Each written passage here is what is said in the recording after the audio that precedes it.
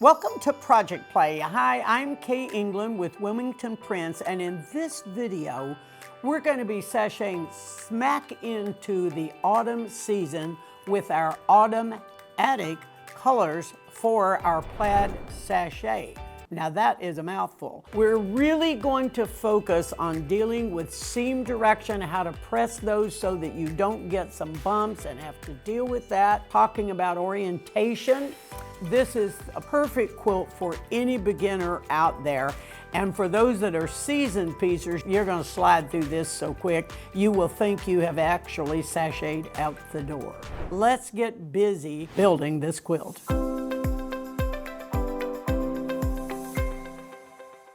Okay, now once you open these packs, we will be working with our 10-inch pack, which includes 42 10-inch squares, and then we'll also be working with the vanilla cream 2.5-inch strip pack. There's 40 in that. And I would encourage you to follow the pattern directions when it asks you to cut all 42 of the 10-inch squares.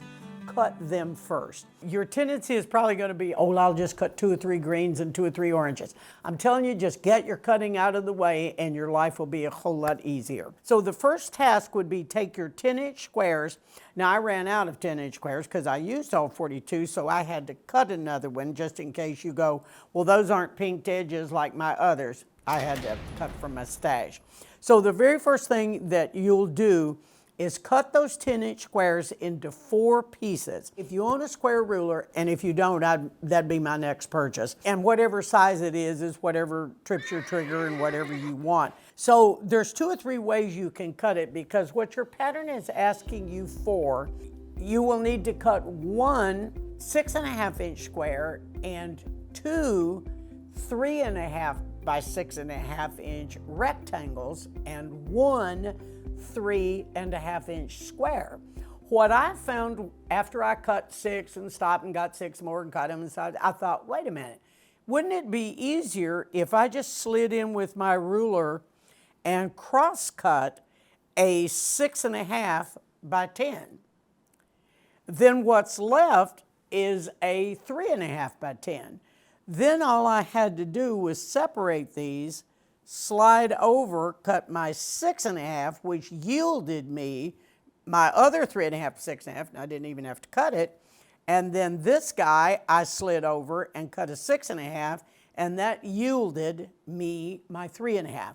So with making 1 cut, and you could cut all the way up, I could do this in 2 cuts. I encourage you to stack by color. So I had all my 3.5 by 6.5s living in stacks, and I had the greens together and I had orange together and all my colors, because when you start building these, you're making a total of 42. The first 5, 6, 7, 8, 10, or 15 aren't going to make a bit of difference, but boy, when you start getting down to that last 15 or 20, it gets crucial. So pay attention from the get-go. Like your first 5 or 6 blocks that you assemble could just be whatever makes you happy. But later on, you're going to have to be working with what's in front of you so that you don't end up where all 4 of these colors live in one of your blocks and it's the same fabric. And that's what you want to avoid. Then from your 2.5-inch strip pack of your vanilla, what it's going to ask you to do is take each strip, and from each one of those strips, cut a 2.5 by 11.5, cut a 2.5 by 6.5, and cut a 2.5 by 3.5. Now that will still leave you a nice size strip, and then your pattern asks you to set that strip aside, because a little bit later you're going to need to go back and grab a few more out of each one of these. Once I've got all of my cream cut and all of my colors cut, then I just need to build a block. So I'm going to lay this out in the order that it gets filled in. So these are colors, and I would make these 4 colors if possible. Then I put my 2.5 by 3.5 cream rectangle there. I put my 2.5 by 6.5 rectangle here. Then my long 2.5 by 11.5 goes right there, and Here's the block. These were, of course, cut from different elements, but see how I've mixed the 4 in there? This is all you do 42 times, and you've made this quilt that's behind me.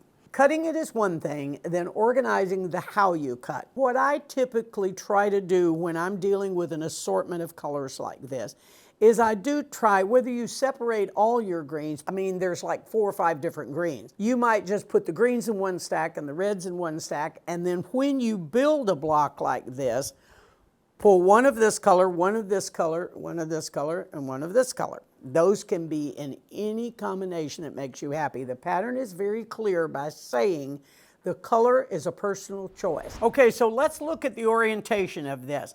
Now, I'm going to flip it back over real quick just so you can see it. This is how I sew the blocks because that's how the graphic is laid out. So I sew according to the graphic.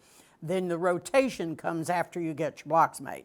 So let's turn this back over. And I would recommend that you spend quite a bit of time, and I sewed a lot of what I'll call row 1. So if this was row 1, this is row 2, and this is row 3. Every block is made the exact same way. When I sew row 1, I might run 6 or 7 or 8 of those through the machine at the same time and put them in a stack. And then I've already got a batch of these sitting there. Then I may run another 6 or 8 or 10 or 12 of these together. If you can be patient, sew all of them, but I'm going to leave that up to you. I do not vary from this. This is in ink in my head. This does not mean you have to. Row 1, I always press the white, which would be your cream 2.5 inch strip, to the color. And I do the exact same thing on the bottom row. So keep your rectangle cream colors pressed to the color. Then once you join row 1 and row 3 with this rectangle, I take the weight, here's where all the weight is, so I don't want to press this back because I've got this guy that's going to get contrary. So if I press these in and these 2 out, when it comes time to mate them up, they will always, because if you look here, see, this guy would be in, this guy's out. You just don't have to worry about anything. Every one of these blocks behind me in every row then went together just like that. One of the secrets, I think, of what makes this pattern so clever is the rotation of the block that you just made. Now, after I worked on this a little bit, it occurred to me that may have occurred to some of you a lot quicker than it did me, but you have 7 rows in this. So you have 6 of these blocks in each row times 7 rows.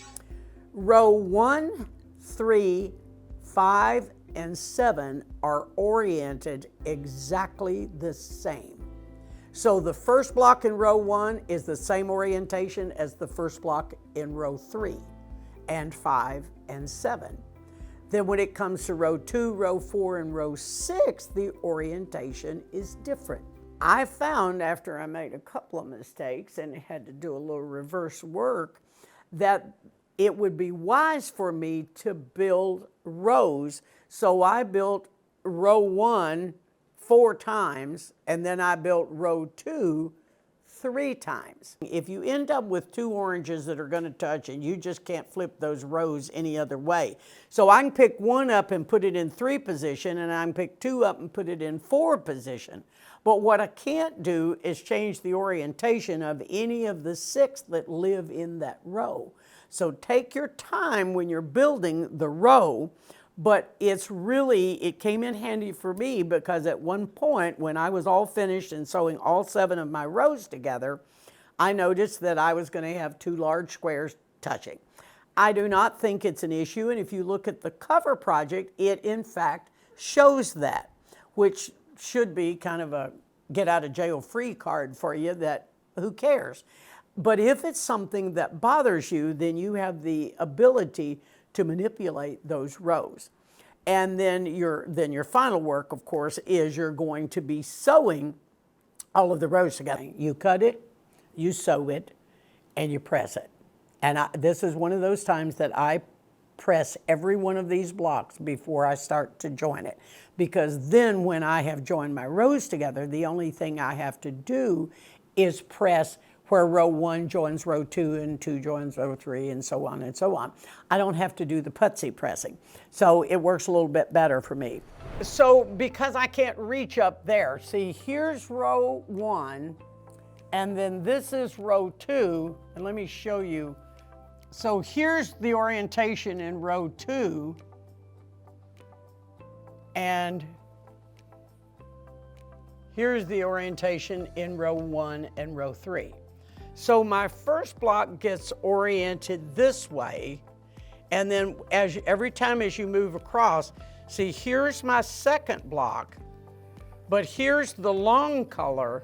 See, this is this same color. So this time, the block goes this way. And then this time, the block is going to go back and go this way. So do you see how the block is rotating? So in essence then, what's happening is they turn the same way in each row, but you have to know that to keep your orientation where you get little 4-patch, big 4-patch, 4 rectangles, and you start, of course, with 1 square and 2 rectangles. While we're here, I want you to take a look at how great the quilting is on this and how a simple block can have extraordinarily wonderful quilting, and it changes the quilt. So I want you to take a look at this, and when we're finished, we'll get a shot so that you can see how nice this quilting is from the back side. So quilting does matter. So as you can see from the rotation of it, part of the fun and part of the challenge at the same time is keeping the orientation in the right way. So as you build your rows, if you put row 1 on the floor or the wall or the bed or wherever you work, and you make a row 2 and you lay row 2 down and you're like, oh shucks, that's going to touch it. Well, just save row 2 because it can be row 4 as well. By the time I got down to my last row, I will admit that I did a little clever layout of, okay, is this one going to work in, let's say, the first block in row 7. Let's just use that as an example. Then I actually made sure I had all my elements. I had my rows done, but I had not joined those 3 rows together. Then I got a little bit of flexibility to fix some stuff as I worked on row 7. But honestly, folks, I'm telling you, it's just east-west rows. That's the only way I would join this, is building it that way. And then if you want to work a block or 2 at a time, it does give you the option of being able to go in and take something. You just get this done, and I'm telling you, it really was one of the easiest sews that I've done in all of the videos that we have done. The leftover 2.5-inch strip pack pieces all get sewn together, and that's how I finished the border. We also do show it in another colorway, which is all teals and blues, and it's fabulous as well. Got it to the quilter this time, so we got ahead of the game in that one. And I also did get the border on it. Borders on it, it's quilted, but I didn't get the binding on it. So don't tell anybody, you know how that is. Don't let them know that I didn't get that done. So we hope that you have fun. I don't know, how's about just sashaying around the block with your autumn attic? It's kind of like, sounds like something's upstairs, doesn't it? Autumn attic, I love that. I love the coloring. And before you know it and blink your eyes, it'll be autumn anyhow. Thanks for joining us. We'll see you another day. Bye-bye.